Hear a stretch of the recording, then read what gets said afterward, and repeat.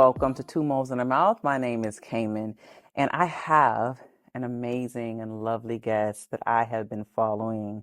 And I would love for you to introduce yourself because I know that I'm not going to do justice. I'd rather you introduce yourself. Listen, I thank you so much. My name is Chinna Parker, and I'm a lover of life. I'm a nurturer by nature. I believe that I'm really tapping into my divine femininity, and I'm just so happy to be here.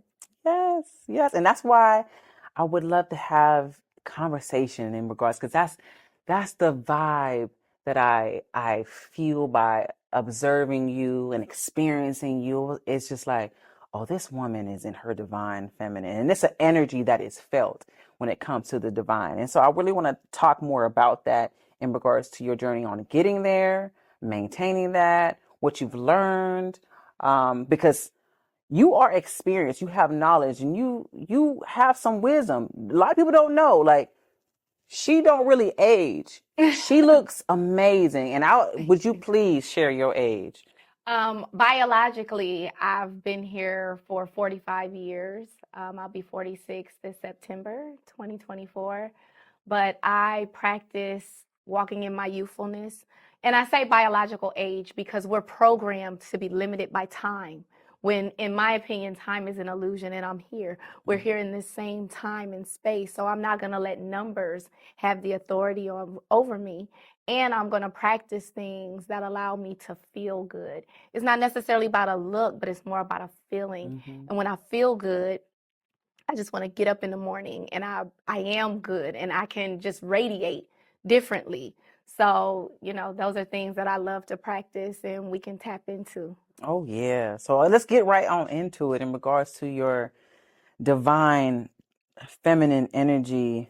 And I feel like for me that walking in your divine energy, it may look different for each woman. Hmm. And I agree for myself that I am, a divine woman and I'm more in my divine femininity. And so I recognize it when I see you and I Hmm. can appreciate it. And I see your gift and your strength and your light. Tell me more on how you feel like you've obtained it. What did you do to reach this level in regards to divine femininity? I would like to know more. Well, when it comes to my femininity, I accredit it to my lineage. My mother has been with my father since high school. My grandmother was married just shy of 70 years prior to my grandfather passing. I come from a family of unity and marriages, and I've been able to observe women in their feminine. My mom's like, I've never had to worry about a car note or certain bills because I'm covered. My grandmother was taken care of. She was also a kept woman. And a lot of times we say, well, we don't see that in our community. But I was able to observe women in that feminine essence where they nurture the children, take care of the household, nurture their husbands, support their dreams and goals and visions. And from observing that, then you come into, oh, now it's me. So, I'm thinking this is what I'm going to experience. And my experience has been a little different from their experience. And I mean, it's been a beautiful journey because every lesson, there's always been, the obstacles have always provided a lesson for Hmm. me. I'll say it that way. And I feel like that foundation caused me to look at things differently. I may have had some heartbreaks or things in my past, but I don't put everything in a group. You see how we get on these platforms, not us, but Hmm. get on these The masses. platforms, and we discuss one another from a negative light. But when I look at a man, I'm not looking for what's wrong with him. I'm looking for what's right in Hmm. him. I'm looking to pour into the king in him. And it's just like we're working with children, is how we can adapt to work with each other as men and women. Because it's like if you have a child, and often you'll go into the schools or whatever, they're like, oh, little Ray Ray, he's into this, that, and the other. Don't nobody want to deal with little Ray Ray. But I'll go in and I'll talk to the king in little Ray Ray. I'll ask little Ray Ray to pull up his pants. I'll tell you smarter than that. You better than that. You want to be number one? Come sit right here in the front. And when we begin to talk to each other and vibrate differently towards one another, we begin to call out and pull out those things in one another. So they're like, how are you getting all of these young men and young women that we don't want to deal with to conduct themselves in a certain manner? And it's because I'm tapping into what's in them, because I don't see them as you see them. I'm not looking for the problem in them. I'm looking for, okay, maybe you don't get love at home. When's the last time you've had a hug? When's the last time somebody's asked you, are you okay? Have you eaten? Like, what's going on in your life? We're all just having a human experience. And sometimes we can dismiss the youth. Just like now you see a lot of us are dismissing one another. And that's just not my vibe. Yeah. Yeah.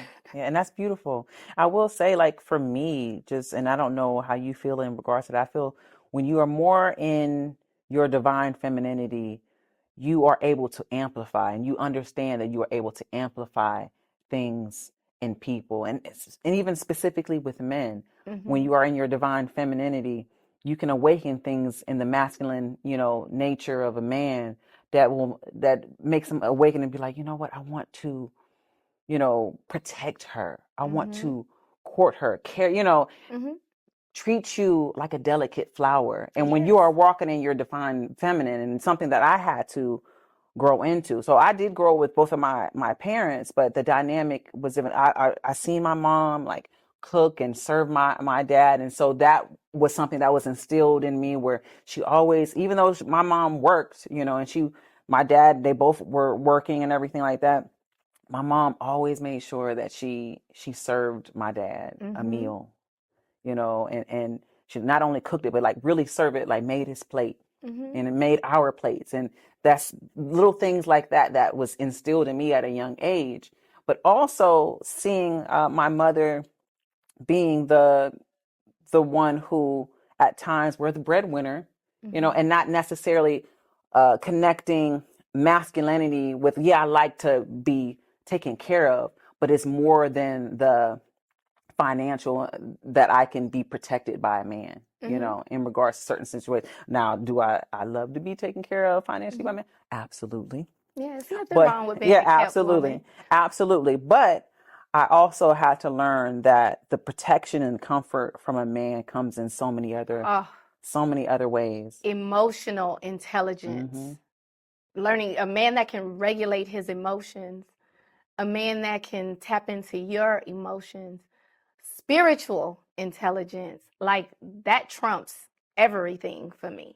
The intellectual intimacy. Oh, listen, we could go on and on, but those things, those type of things that a man provides are priceless. And with my parents, they work together. They're teammates. They built what they've built together, and it's been beautiful to see. Just the ups and downs of relationship, but the problem solving skills, the conflict resolution. And those are the things that I feel need to be shown and highlighted more, because yes, the storms are going to come, the winds are going to blow, things are going to come at your life's door, but it's how you handle it when it comes. And the feminine energy is like water. We flow. It's kind of like the ocean. If you ever seen the ocean real calm, and how it just comes in and just goes back, and it's just a flow to femininity, like, yeah, okay, but I'm just gonna keep flowing and growing and glowing. And that's just kind of how we are. And then when obstacles come, when the boulder is placed in that water, the water still flows. It doesn't fight. But as it continues to flow over time, it'll either break through or create a new path. And that's how I like to just think of femininity and our place that we have when it comes to relating to our community, to one another, and to our men and our children. Oh, absolutely.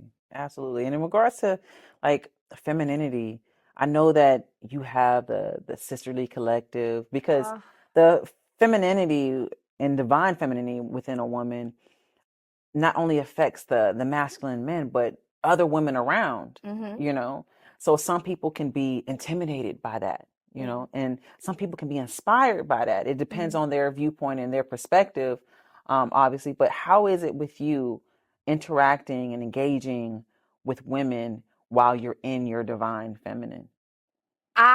When I see a woman, I see my sister, and not all women are like that. Some women, they're very receptive to it. Some aren't. Some are uneasy. Um, but I'll say for me, I don't really view anyone as how we're being pit against each other, especially when you turn on the television. I have a 16-year-old daughter, and we're watching one of those shows, one of those reality shows is in the background and everybody's talking, and she's actually looking at the show, and she's like, these are the most childish adults I've ever seen. But that's because she's been exposed to so many women that conduct themselves in a certain light. But we kind of have to say, this is not okay. This is not who we are. This is not a good representation of us. This is us. And when I come in contact with women, I just look for the good in them the same way I do with anyone else. But some people you have a closer relationship to. Some people gravitate. It's like a gravitational pull. Kind of like when I met you, I didn't know you, but I enjoyed being in your presence. I just wanted to chill and chat with you for a moment. We exchanged information on social media, and it's like, we're just open to that. And some people aren't, and there's nothing wrong with that. But in my femininity, again, it's a flow for me. Some people, they flow to you, some people flow away, but I practice the art of allowing. And another thing that can be challenging in your feminine is like, there was an instance where I wanted to respond to something that was positioned to trigger me. You know what I'm saying? Someone had name dropped and said some things, and it ruffled me the wrong way because you want to get into your defense mode. You want to respond back. That's this, and that, but that's tacky, in my opinion, for me. Everybody can do what they want to do, but in my opinion, for me, I hold myself to a higher standard. So it's like, you know what? This is tacky. Let me refrain. And I'm just going to send some love that person's way, because happy people don't do stuff like this. Exactly. And the feminine just kind of has you try to look at it like from a bird's eye view rather than from right up on it. Because right up on it, it's like, oh, you came for me, I'm coming for you. Tit for tat, But really, when you're operating from a different capacity or different, just your higher self. When you're operating from your higher self, it's not even about that person, because you're seeing the energy. And it's almost like you feel sorry for people that come at you, because it's like, what happened to you today? Are you okay? Because nobody wakes up like that if they're having a good day. And so allowing that flow. And and I'm still learning. I'm still growing. As long as you got breath in your body, you're never there. You're never done. You're always a student. Yes, every day is something. So there are still challenges and things that I'm growing through, but I'm open to that. I'm open to growth. What challenges do you feel like right now that this is something that I'm actively working on, and at the moment that you don't mind sharing? I want to know. I love it. I want to dig deep. Okay. I'm not a surface level person. I'm a deep diver. And for me personally, and this is just real and raw, I've been in a space of singleness, and in this space of singleness, and I never imagined myself being single at this point in my life, but I've chosen to be single in a sense that I'm exploring me. I'm free again. I can do things. I can express myself freely, and it feels so good. And I'm looking back at myself, my former self, and some of the decisions I made, some of the things I allowed, some of the energies I let infiltrate my life. Because once you get to a certain space as a woman, you're kind of looking out like, okay, time. I need to settle down. If I want more babies, I need this, I need this, I need this, I need that. And you apply pressure to yourself. No one's really applying that pressure to you. I mean, your family may be like, well, when you and so-and-so gonna get married, when you gonna give us another baby. And I had allowed that to condition me to settle for things that I never would have tolerated had I been on my A game.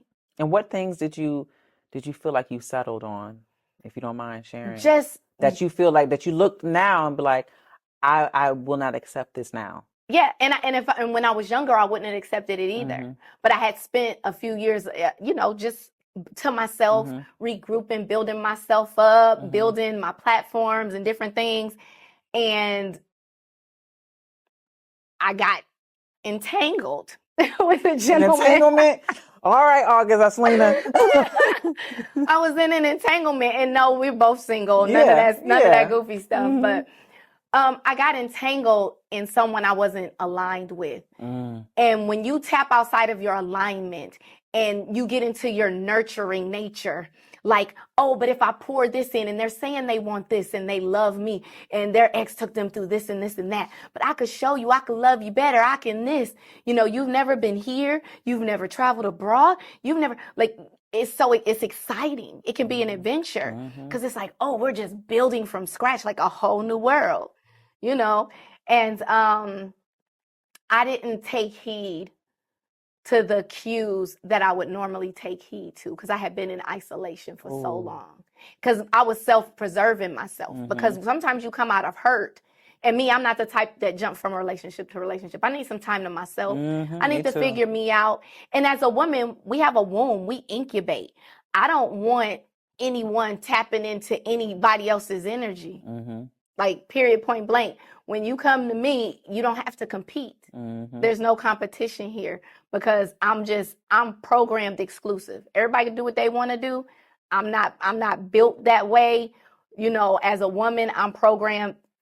If I'm with you, I'm with you. If I ain't with you, I ain't with you. Exactly. Now, what everybody else do, that's not on me, but that's how I am. And so he had qualities that I admired, the fun, the freedom, some of the things that I didn't see in my previous relationship, I got. But the stability, the leadership, the discipline, I get up and go to the gym every day. I'm spiritually inclined. I have my own spiritual practice. I'm not just pulling from you. A lot of those things I ignored, and I was willing to carry someone in certain ways, and I felt like it was a crutch. But hindsight being 2020, it's like, you know what? I'm grateful for that lesson. And now you where you supposed to be, and I'm where I'm supposed to be. Right. And it's all good. It's all good. And you just grow from there. Yep. And it's funny because hearing you say, with you like sharing your story in regards to that, one thing I've learned specifically for me, from the relationships I've had, the entanglements and things like that, I will say I learned that I would prefer a man to want me, not need me, because when they need you, I felt that's when I'm feeling like I'm your mother. You know what I mean? And that was just a dynamic that I just didn't really care for. It's very unattractive to me when a man's like, oh, I want to be with this woman. I don't like her body. I don't like this, that, and the other. But she's in love and I'm winning. And a lot of marriages, I'm a believer of truth over tradition, righteous over religion. Like, you can keep doing something the same way, but if it's not working, you got to switch something up. And there are a lot of people, if we're being honest, who are married today. You may know some of them. Some of them may live in your DMs too, I got that, yes. Some of them may live in your DMs too. But they're married to, this is beneficial for me because I could live in a big house, or I could do this, or this makes me look good. And they don't love the core of the person. And so they're still searching for their mate. Wow, they're with because someone. They didn't get with the person that quenched their thirst. There's two different types of relationships. You got your Coca-Cola relationship and you got your water relationship, and you got something in between. You could sip on Coca-Cola all day. It's going to give you that fizz. The can looks shiny and nice, but it's not going to quench your thirst. Ooh. Okay? And so you have a lot of these people that, okay, I settled for this. Now I'm stuck in this house with this woman, with these kids. All my decision, or this man with these kids, all my decision, but this never quenched my thirst. I settled because I turned 35. I turned Mm-hmm. 40. This was familiar. This Circumstances. will take me as I am, and I don't have to do the inner work. You see what I'm Mm-hmm. saying? And it's time, like for me, been there, done that. I've been married and I've traveled. I've done some things. I'm not going to allow myself to open myself up because, yes, we can date and you could do this, that, and the other. I'm not knocking anybody, but I'm not looking for somebody. I'm not Mm-hmm. just looking for somebody to fill my time because I'm bored, because I want to go to a movie, because I want to take some cute pictures on Instagram and go to Mm-hmm. couples yoga. And I really wanted to go to Lois couples yoga. Like I look at her things and I'm like, I am going to this as soon as I got somebody I want to Somebody, go with. right. But you want to do these things, but I am not going to forfeit my purpose, shrink myself, dumb myself down, put myself in a corner, and settle for crumbs for an appearance. Mm-hmm. Absolutely. Because it's not going to work, because you got to live with yourself every day. And people do it every day. They sit in the car and don't even want to go in the house. Man, when I hear people all the time. They be like, they're congratulating people on being, and I just was talking to my mother about this not too long because my mom, she's been married for a while, and I just had questions because I'm not a married woman, never have been. And I'm very comfortable in my solitude. And I think I've been single for so long that it's almost hard for me to see myself in a relationship at times, although I crave it and I know that it will happen when the time is right. I knew that I needed to do the necessary work on myself to attract a magnificent man, of a certain energy and alignment for me. So, and I know it'll come, but I asked my mom questions in regards to being married. And I was just like, why do people automatically just congratulate people for being together for 20, 30, 40 years or whatever? And they don't know what the hell is going on. Me, I never understood it because I see so many unhappy people that are just together for a long time. And I'm not anti-marriage. I love marriage. I think it's a beautiful thing. I love the union, because, and let's get it clear, marriage is not the ring, the house, and the children. The marriage is what's in the mind and the heart and the consummation. That's what true marriage is. And a lot of people are married to people that's got somebody else on their mind and in their heart. And they fantasizing about them when they in their bed.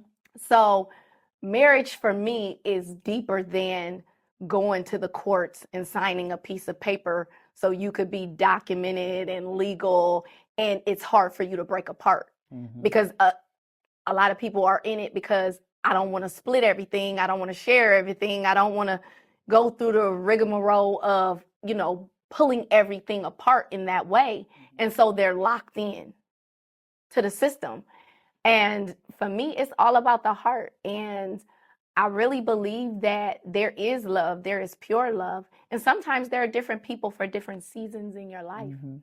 My parents are fortunate enough to have found the loves of their lives because they are so, I imagine it like this is the pinnacle of love for me. And this is what I'd like to experience. I've seen a lot of other marriages growing up, but just the way they interact and love and cover each other, like they're not out and gossip about each other, how they support and have each other's back. I'm like, okay, I want the similarities of some of those, things that I see, just some of those similarities, nothing just like, because couples goals for me is the best relationship that I'm in. I don't want to, we got to be like them, or he says this, or they do this, or I they do see that. Like, Lord, you don't know what they going through. I can't stand it. I cannot stand it. I cannot stand it. Putting people on a high pedestal. And like you said, taking bits and pieces, but still, when it comes to social media and stuff like that, you only see the good. They're not showing you somebody getting cussed out, dragged out, the ugly, the tears, the miscommunications, the headaches, the heartaches. But for me, relationships are sacred. And when you're in a intimate relationship, and this is one thing I've learned, I don't want to be with somebody that runs to everybody else. I want the type of relationship where we run to each other.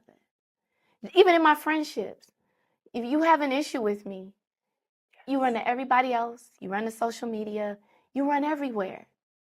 But no, a level of maturity and decency and just respect for them and you is, let's communicate about this. Because communication is key in everything from business to friendships to everything you do. And that level of communication, just being clear and being open. I need a minute, you know? And those are the beautiful things that I admire. And I do admire what some couples portray and display, because to have a community of unity, we need the foundation of family, whether that, regardless of what that family looks like. You know, it may be some sisters that are raising their children together, like, hey, my family looks different. My daughter is being raised with me, and I co-parent with my father and my mother, because I'm like, okay, wherever I'm lacking, and shout out to my brother Joshua and my brother-in-law Romeo, because they've all been there, you know, for her, to support her, because I'm like, you need men. You need to know. And I'm going to say this, too. Healthy men. But for women, we have to, in this generation, one of the things I believe, one of the key ingredients to success with a man is learning how to listen to a man. Listen, as I matured and grown and even dove deeper into my femininity, I decided, I said, because I told you I've never been married, and it's not that I didn't want to be married. It was just, I realized I progressed. Like, I wasn't married then, you know, in the past at all, because I also needed to learn things in regards to myself to be a proper wife. And when I say proper wife, like, I need to do the work on myself to attract a certain partner, you know, and I need to learn on how to care for a man properly. Can I tell you something? How you think you're going to learn that? By interacting with men healthily. Yeah, by doing it. Yeah. And the thing is, I think a lot of us, and I do this myself, so I'm talking to you and me, we say, I have to get to this point. I have to, love don't give a care. You know, and I want to write a book about it. Love don't care. I've seen a woman become a widow with 5 children, not have anything going for herself, and a man that couldn't have children swoop her up and put her in a place and put her children in good schools. And love don't give a care. Love heals you. You grow in love. Love isn't about me being perfection and him being perfection. It's about 2 imperfect people just willing to grow together. I'm going to water you. You're going to water me. And we going to grow. And then at times you're going to prune me. And I'm going to prune you in love. But we going to grow. And it's more of that type of decision for me. Because with age and with time, I spend time like with my grandmother. She's 96. She's seen a lot of things. So a lot of the things I would get worked up about, she'd just be so, this too shall pass. She's so laid back. Like, it's going to be okay. Everything's going to be okay. But when love presents itself to you, and I've been proposed to 7 times. 2 times by the same man, just 2 different rings and 2 different events he threw. But I say that not to brag about it, because a part of me was open to love that I knew wasn't my love, but they had a love for me. You see what I'm saying? And I've only been married once. But the thing is, men have big hearts. And when they open that heart, a lot of them, they'll want to, hey, let's do this. Let's make this us forever. But sometimes you got to look and just be able to see, this isn't my forever. Like, we don't even align on certain things. But that love don't give a care. Oh, you don't believe what I believe? I don't care. You don't this, I wake up, you wake up early, I stay up all night. I don't care. And a lot of times when we say, I have to be this or be that, when love meets you, it won't give a care. And more than likely, you won't either. But see, that for me, I have mixed feelings in regards to it, only because love can be blind to certain things. And so in regards to that, yeah, I fell in love, but doesn't Mhm. mean that I should be married to this person or be in a relationship with this Yeah. person. And so I operate a little bit more in logic in regards to certain things, where I just wanted a healthy base foundation to make Mhm. sure that I healthily see a man and care for a man properly. And I will say, growing up, although I had great men in my life, Mhm. but being tainted by the world of seeing other men and hearing other women's experiences and learning more, all of these things kind of tainted my view of the few men because sometimes all it takes is one to ruin a perspective Mhm. Yeah. on men. And I was not being fair in regards to my treatment in regards to men.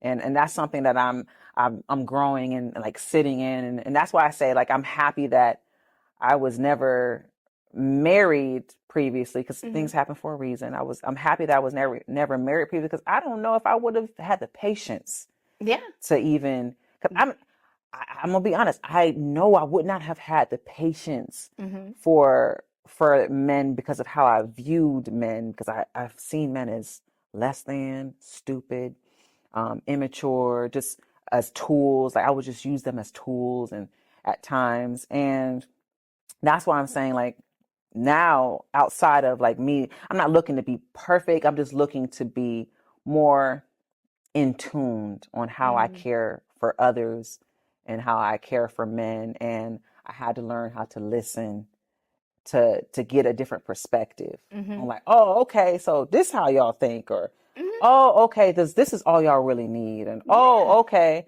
like, I just, it's just having this healthy conversation with men who aren't only looking to fuck me, Yeah, and that's why I think I got a lot of my proposals, because there was a time I was like, I'm waiting a marriage. So Hmm. it's like, let's get married. Oh, no, I guess that will speed it up. Let's Yeah. get married Hmm. then. I've known you 4 or 5 months. Let's get married. Hmm. But I've looked at men completely different. I look Hmm. up to men. Hmm. I see them as protectors. I see them as intelligent. I see them as leaders. I see men, a lot of times in the community, we see women as the foundation. I see men as the foundation, because that's their rightful place. Hmm. In every community, the man is the foundation. Hmm. It's a husband, because he's the band around the family. And Hmm. those are the examples that I saw growing up. And when I see a man not operating in that, that's when me and you would have been great friends, because it would have created a great balance. Hmm. Because me, it's like, oh, I see what you can, you know what I'm saying? And I want Hmm. to, and then that creates and me with relationship, I've always just been heart first. Hmm. I'm not that stick my toe in. It's like, oh my goodness, Yeah, I'm gonna stick my toe in. I'm that this type of brother person. is looking like Jesus Jr., girl. See, yeah, I'm more like, Divine being. Listen, I'm hard on my sleeve, just all hard in. I'm diving in head first. And I've learned that, okay, patience is good, hmm. but I'm so passionate. Hmm. If I had to describe myself, passion would be in big bold letters Hmm. in red, just like your beautiful glasses. Because and it's learning to calm that passion. Hmm. And that's what this season and my seasons of like solitude have taught me, is just that clarity, Hmm. because you learn about yourself every day. And sometimes you be Hmm. looking at yourself like, I can't believe I did that. Like, I literally tell my daughter stories, because I'm like, you see it from this angle, but what about this angle? Hmm. Just to expand Many her thought, perspectives. yeah, her thought process. And it's like, sometimes sharing with her, I look back like, I really did that? Like, I really, like, what? Because even when I got married, I mean, I got proposed to in 4 months and married in 6. Wow, wow, Lord. But I am curious to know, like, now you're in your solitude. How is it being in your solitude? What are you learning more about yourself? Because I feel like solitude is a gift, and you learn so much about yourself.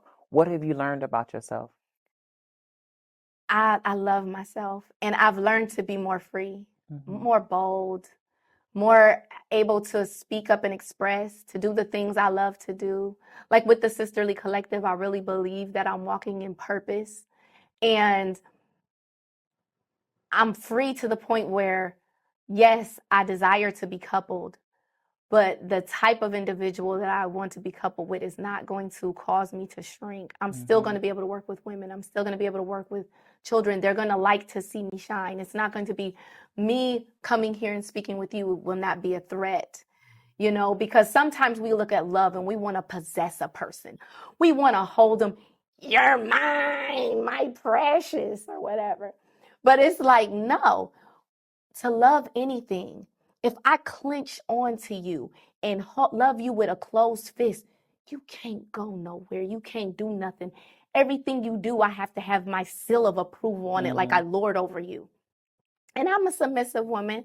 I like being told what to do. Listen, me tell me too. what to do. I absolutely love it. And with me being a dominant woman, an assertive woman, there is an assumption that assertive and dominant women don't like being, led and told. I fucking love it. As long as I can trust you to lead me.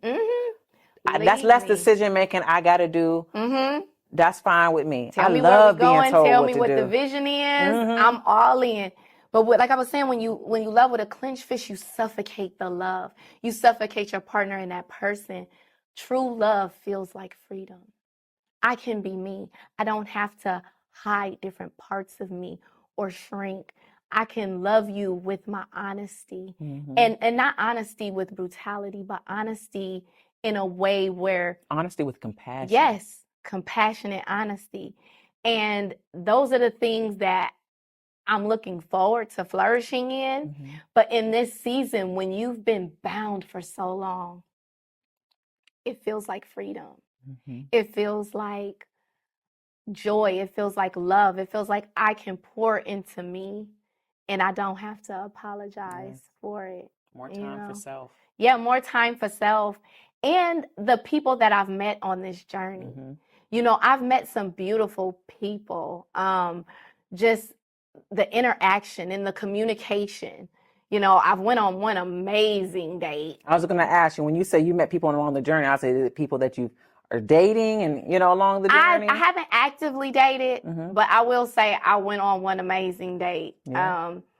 Gentleman from out of town, he planned everything above and beyond, from a driver to all of that. I was like, girl, he is nice, But then it's learning that people, you can interact with people. They could come and they could go. You don't have to date everybody. You don't have to. Sometimes a man may be attracted to you for something in you and you for something in him. And it doesn't have to be about intimacy or I'm yours or you're mine.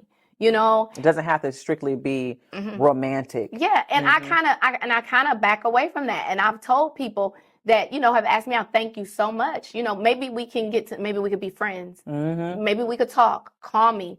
But if you're not open to being my friend, I don't even want you as a partner. Yeah, that's a good foundation. At least for me, that's something that I prefer, because you get more, I feel like I get more honesty from men when they're my friend. You know what I mean? Because when you going into it like, oh, I want to date you off rip, there's things that are being withheld. Oh, you putting on your best.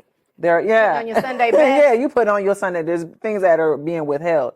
When you are my friend and you're actively, you may be dating other people or whatever that the case may be, I feel like you're more honest. Yes. And that honesty is where you get to know more about the person's true self. And that is a really good foundation to start from.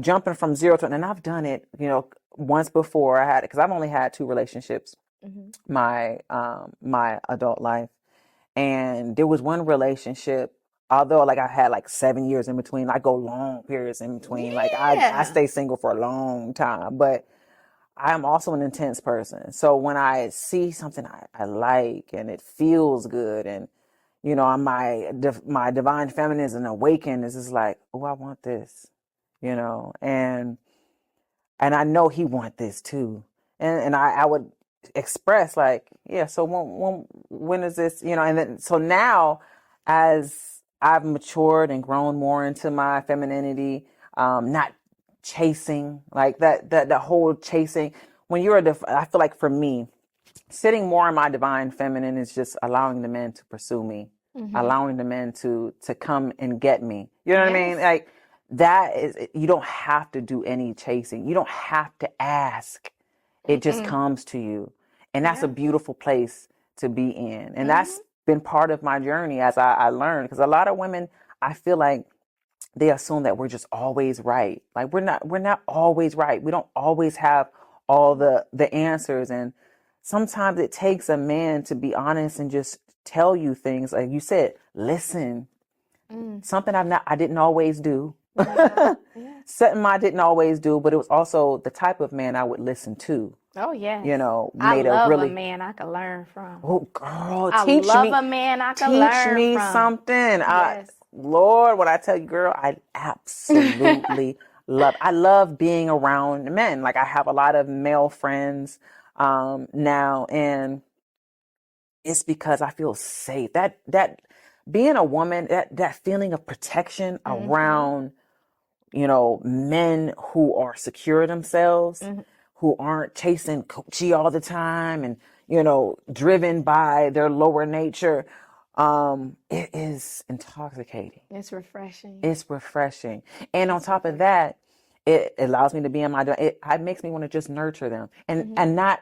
and it not be romantic. Mm-hmm. Like my male friends, I would be like, you want me to make you something? You want me to get you something? Mm-hmm. You know what I mean? It's things like that Yeah. that And is you a love. attract that to you. Mm-hmm. It's funny that you mentioned that because just yesterday I had a gentleman that I haven't seen in quite a while, just sent me money to my Cash App Okay. and said, I just wanted you to have a good day. This is for your lunch. And I was like, okay, that was smooth. Yeah. And I had to call him and I was like, that was smooth, player. You know Hell what yeah. I'm Hell saying? yeah. Because you got me calling you now to thank you. Mm-hmm. And when you do operate in just the art of allowing and just being that woman and allowing, you will attract so much. And it's you having to govern what's worthy of your time, your attention, Mm-hmm. and your energy. Mm-hmm. Because that's a powerful resource. Absolutely. I do want to know more about the Sisterly Collective. Like, Yes. Yes. because especially sitting here with you and learning more about you and you also teaching me some things as well simultaneously. What is the purpose of the Sisterly Collective? The Sisterly Collective is a woman's wellness community. Mm-hmm. And we just pour out to women for you know, physical movement. Like I talked about the, yoga, Pilates, somatic style movements, like therapeutic movements, from sound baths. My partner, Lydia Joy, shout out to Lydia Joy, love you. She's a singer, a songwriter. She's a young woman that's focused and purpose driven. So, I admire her. We teach each other. She taught me how to put PayPal on my phone a while ago. And, I could communicate with her about some things that she's experiencing. And it's just a beautiful friendship that I never knew would blossom. One of the beautiful things about the origin of the Sister Circle was that she came into my life. We've been through a lot of growing pains these past 6 months. And she's just as resilient as I am. She's always like, we're going to get through it. Like, it's automatic. Mm-hmm. We're not going to stop because there's been so many opportunities for us to quit. There's been so many opportunities for us to stop. We've had great events. We've had some events where is everybody? Yeah.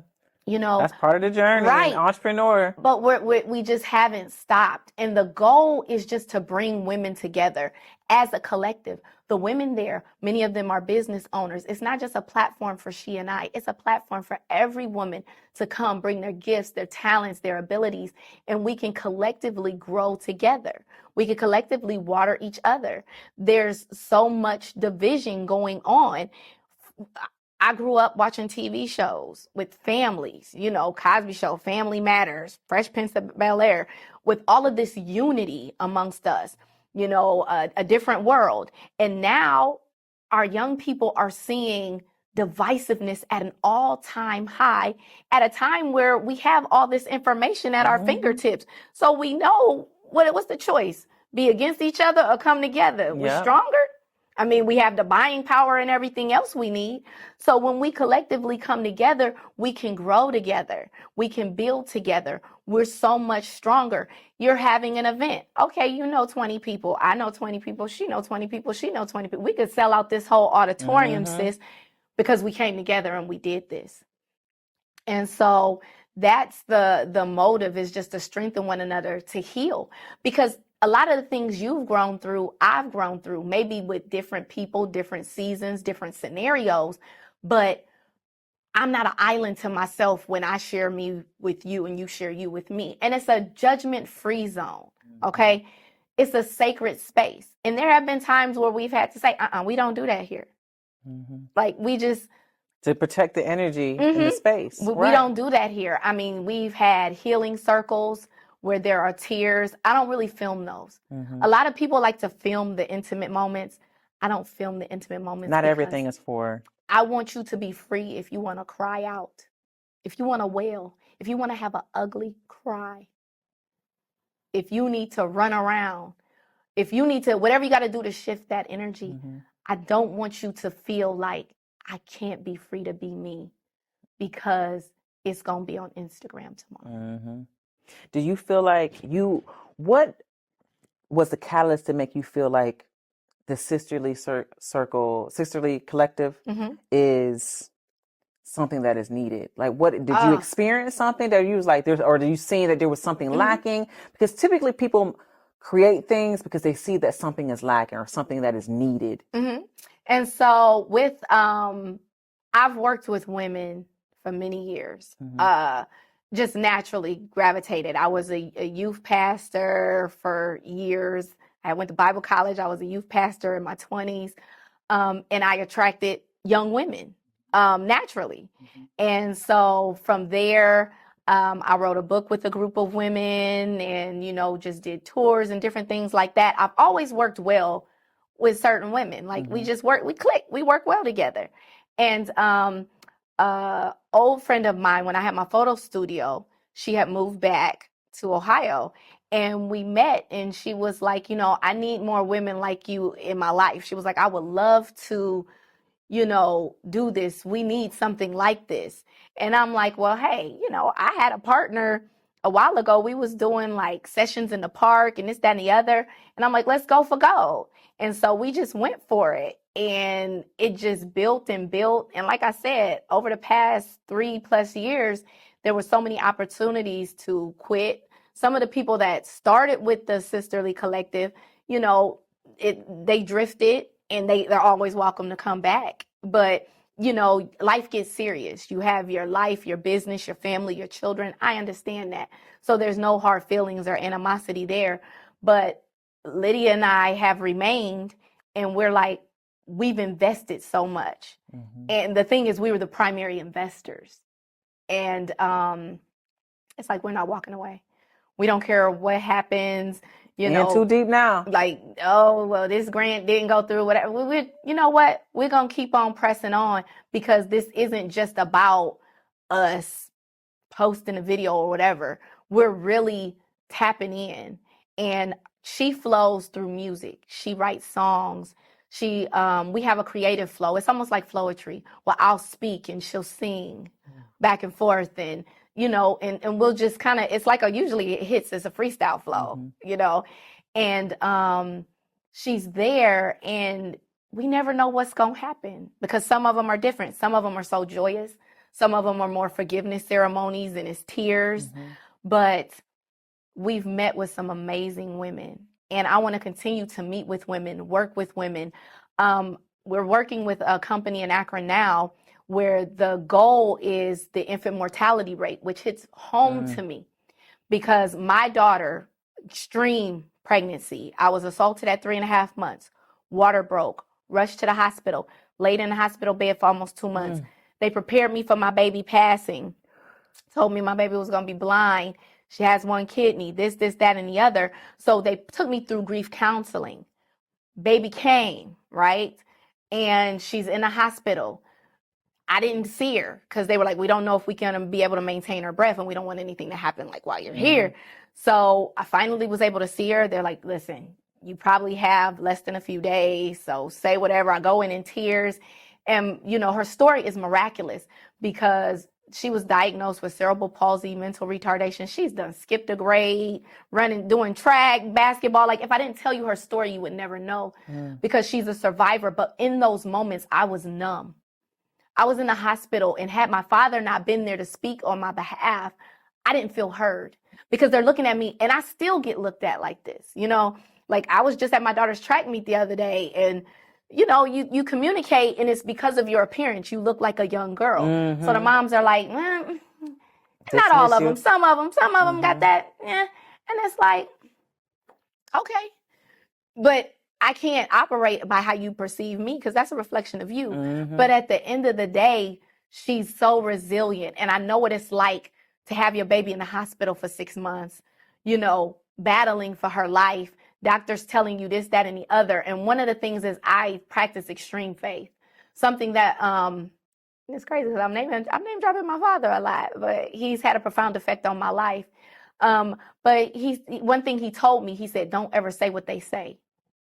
Don't say what they say. When they give you a bad report, okay, we heard it. We're not gonna speak it, and we're just gonna put our faith on it and see it and call it as you desire it to be. And I've taken that even into other areas of my life. But women that have gone through that have lost a child, I was there in the NICU, in the front of the NICU. Like, I've seen so many women lose their children, and I have a heart. Like, that's just a passion of mine because in those moments you feel alone. In those moments you feel guilty. What did I do? If I didn't do this, if I wasn't here, my baby wouldn't be going through this. And as a mother, you would do anything to eradicate and alleviate the pain of your child. Yes. And going through that experience, and after she got out, 6 months after she got out, I couldn't do anything. I couldn't work. She was on an apnea monitor for when she slept. I had to feed her through a tube like every so many hours. It was work. Had a nurse visiting the home. And in that season, I didn't feel like I lost life, but there was so much up against us. It felt like my back was up against the wall. And I thank God for my family. Like, I couldn't have did it without my family. I couldn't have brought her home because she had to eat so often and, medications and all of this and all of that and cleaning out equipment just to feed her. And those years, I look back at them now, but in those moments, I just felt numb. And being there to support and encourage and speak life and show love and tell those mothers, get them moving. You're still alive. Don't beat yourself up, because that was very real to me. And I really couldn't talk to anybody that could relate to me. Like my family, like they're like, yeah, we believe in for the best. But it's like, who can I talk to? And for me, that's one of my biggest passions, is to support women with children and that have lost loved ones, that feel like they're in the darkest part of their life. When you have those moments where you questioning, this is too much. I can't take it. How am I going to grow through this? How am I going to get through this? And to just speak life into them and to encourage them, keep going, another day, checking in on them. I've had women call me. The work that I do, everybody doesn't see it because the work I do is beneath the surface. I've had people reach out to me in their darkest moment, and I'll come to your house. I'll sit with you. I'll cry with you. I'll rub your back. I'll run you some bath water. I'll help you wash your hair if you haven't washed your hair, because that's the level of care. And that's when we say it takes a village. I've traveled, and when you go overseas, you see the women together. Woman just had a baby, you see her sisters there, the women in the community cooking dinner and supporting one another. And that's what the Sisterly Collective is. It's a village of love and support. When who else am I going to call? Who can relate? Who can I talk to that's not going to run around and tell my business? Where is there a safe and sacred space Who's going to pour love into me and not judge me for having to call them again? Mm, I mean, I'm not a therapist or anything like that. But at the end of the day, therapy has its place. But it comes a season. I'm more of a life coach. I am a certified life coach, but I'm more of a life coach because I'm not going to let you wallow in that. I'm going to call you out. You know what I'm saying? Yes. In the village, you have those people, those set people to call you out and walk you through. And I'm not a doula in a sense where I'll birth your baby, but I'm more of a doula where I want to walk with you in life to birth your vision, to birth your passion, Yeah. to birth your dream, to birth you tapping into the greatest version of you as a sister. Girl. Because who wants to see you win like your sister? I want my sister to win. My biological sister, I want to see her win in every area of life. Mm-hmm. I want to give her everything. It's never enough. You know, I'm the big sister. I want her to thrive. Her happiness brings me joy. You know, some people tell you they testimony, blessedemony, and they like, but your sister wants you to win. Absolutely. Genuinely. Because when you win, I win. Because we win. Mm-hmm. Oh, I'm thankful for the sisterly collective that you and your partner has brought that. Hearing you talk about it is obviously something that is absolutely needed, and it has purpose. Yeah. And It's I feel love. it. Yeah. The energy, the frequency of the sisterly collective is love. You know, and things come your way, but you don't overcome evil with evil. You overcome evil with good. And so that's how we've continued to thrive and shine and be resilient through just like, girl. I will say, being a woman who I grew up, I had a brother, and I didn't have a sister, and my sister were my friends, you know, where we truly wanted each other to win. We're not competing with each other. Like there's constant competition, and it's refreshing when you come across another woman who sees you, you see them, and it's just not competing. Because who I am is who I am, and who you are is who you are. I can't be you no matter how hard I try. You can't be me no matter how hard you try. On your worst day, I couldn't be you. Yeah. Because I wasn't designed to be you. And when we realize, when we look from a state of plentifulness, of abundance, of prosperity, we remove the state of lack. Yeah. It's more than enough to go around. The earth is abundant. You know, what you want, what you desire, what you need. We may want some of the same things, but you may desire a partner. I may desire a partner, but we don't want the same man. Yeah. You see what I'm saying? Yeah. And it's more than enough. And it's a lot of scarcity and fear talk. And women, again, we carry things in our womb. And I love talking about womb wellness. It's just one of my, favorite topics. But when we begin to become free, they say, okay, all of us women, we get together, our cycles are going to sync up. Yeah. Because that's how powerful we are. But if we really put our hands to something, just imagine how it will flourish and how it will prosper. And when you have a prosperity mindset, I'm not concerned about you and what you got. Yeah. Go ahead with your bad self. You know what I'm saying? Get the job, buy the house, get that car, take that trip, look cute in your outfit. We can do this together. I appreciate you. I appreciate you. I really do. Just listening to you, it's refreshing. Like it's like air, And I love to see other women walking in their purpose and being intent with their gifts and just trying to make positive impact, because it's one thing, pouring into self, but it's so important to know how to be of service. And I preach that all the time. I feel like everyone, and it's an absolute necessity in human evolution to know how to be of service. That's all we are. Our servants. I help people who help people. And a lot of times, and when you start off in this, the reward is not I did this for you. What can you do for me? I find it so rewarding to see people grow. I find it rewarding when people have aha moments or when they begin to think outside of their box. Don't think what I tell you to think, but begin to think for yourself. Begin to solve the problems and the equations in your life.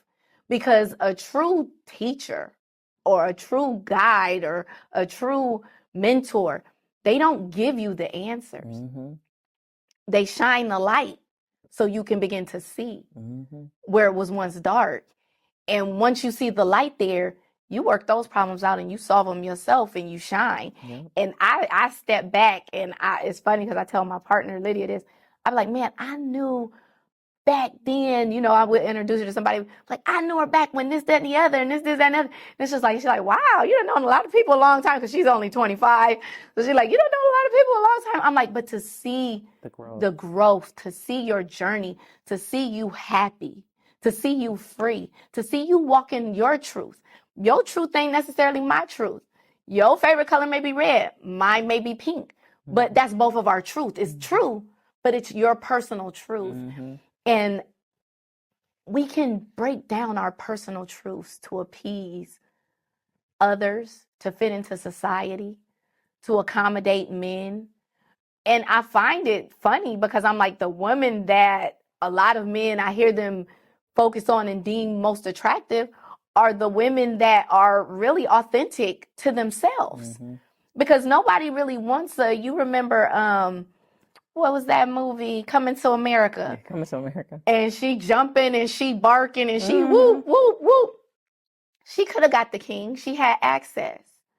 But he desired somebody with their own thoughts, their own intellectual property, you know, their own experience that he could connect to on another level. And so, yeah, look, we could go there. Girl. We could go deep with that. But as women, sometimes we think, oh, he's into me. I gotta give. I gotta this. I gotta put out. I gotta this. I gotta this. I gotta that. And we trying so hard to impress an individual when we really need to be looking and being like, does this align? Yep. Does with it who align? I am? Does it align? Yeah. I appreciate you. This has been I an appreciate you. absolute pleasure. But before I go, because I won't let you, I won't keep you too long. I feel like we could talk all day. Because that's why I said I have to be mindful of my time and others, and yours as well. But is there any last words that you feel like it's on my heart, I have something to say, or you have, you want to conclude anything specific before you go? Yes. Well, one thing I would want to say is thank you. I am so grateful to be here. I am honored. When I first saw your show, it was a gentleman on your show, and I was like, oh, I want to do that. I was like, oh, I love it. And so I am grateful. I thank you. I appreciate you. I'm proud of what you're doing. And I do want to just make this known. And we had discussed this on the phone. I told you of a biblical story. And I said, I love it, the allegory of when I met you and when you meet people on your path, you know, your baby leaps, you know, because when the baby was in the womb and both of them leaped, and that's how you recognize and something just leaps and is okay within you. And I feel such a resonance to you. And I love what you're doing, and I want to see it grow and flourish and prosper in anything that I could do or Sisterly Collective can do to continue to promote your platform. I'm grateful for. And I just want to encourage everyone, don't be afraid to let your light shine. The internet, it's not oversaturated. If it's something deep down that you want to do, don't look outside at others, but dig deep, go within and begin to just stay on a path of keeping it real with yourself. They used to back in the day say, keep it real all the time. Be real and true to you. Look at your eyes in the mirror. And when you're alone and just laying down and thinking thoughts of, I wish I coulda, I wish I woulda, just begin to take baby steps towards that vision, because it's never too late to start a new journey. Ain't that the truth? It's never too late. Never. Never. As long as you got breath, Mm-hmm. you can always try something new. Mm-hmm. Thank you so much. Oh, I'm thankful. Thank you. I'm grateful. For real.